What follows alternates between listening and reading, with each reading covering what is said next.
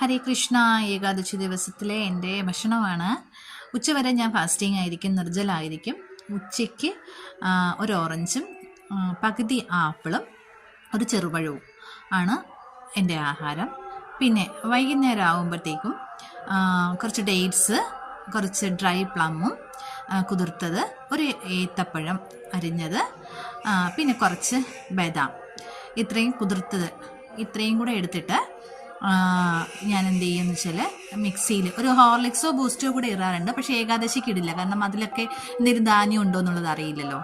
പിന്നെ ഇത് മിൽക്ക് കുക്കറിൽ പാല് തിളപ്പിച്ച് തണുപ്പിച്ച് വെച്ചേക്കുന്നതാണ്. അപ്പോൾ ഇതിൻ്റെ പാട ഞാൻ മാറ്റും, പാലിൻ്റെ പാട മാറ്റും. പാലിൻ്റെ പാട മാറ്റുന്നത് എന്താണെന്ന് വെച്ച് കഴിഞ്ഞാൽ വെണ്ണ ഉണ്ടാക്കാനും എന്നിട്ട് നെയ്യ് ഉണ്ടാക്കാനും വേണ്ടിയിട്ടാണ്. നെയ്യ്, വെണ്ണ എല്ലാം ഭഗവാന് സമർപ്പിക്കാനായിട്ടാണ്, നെയ്യ് വിളക്ക് കത്തിക്കാനും ഒക്കെ ആയിട്ട്. പിന്നെ വെണ്ണ ഭഗവാന് കൊടുക്കാൻ ഇതിലായിട്ടാണ് ഞാൻ ശേഖരിച്ച് വെക്കുന്നത്. ഇത് ഏകദേശം കുറച്ച് ഭാഗം എത്തുമ്പോൾ നിറയാറാവുമ്പോൾ ഷെയ്ക്ക് ചെയ്ത് വെണ്ണയെടുത്ത് എന്നിട്ട് അത് പിന്നെ ഉരുക്കി, ആ വെണ്ണ കണ്ണന് കൊടുക്കും, അത് കഴിഞ്ഞിട്ട് ഉരുക്കി നെയ്യാക്കും. ഇതെല്ലാം കൂടി ഇട്ടിട്ട് അടിച്ചതാണ്. പാലും ഏത്തപ്പഴവും ഡേറ്റ്സും ബദാമും എല്ലാം കൂടെ, പ്ലം എല്ലാം കൂടി ഇട്ട് അടിച്ചതാണ്. ഇതിനകത്ത് ഹോർലിക്സ് ഒന്നും ചേർത്തിട്ടില്ല. ഇത് ഒരു ഡ്രിങ്ക്, ഒരു ഹെൽത്ത് ഡ്രിങ്കാണ്, നല്ലൊരു ഹെൽത്ത് ഡ്രിങ്കാണ്. ഇതും കൂടെ വൈകുന്നേരം ആകുമ്പോഴത്തേനും കഴിക്കും. ഇത് തന്നെയാണ് ആഹാരം എന്ന് പറയുന്നത് ഏകാദശിയുടെ. ഹരേ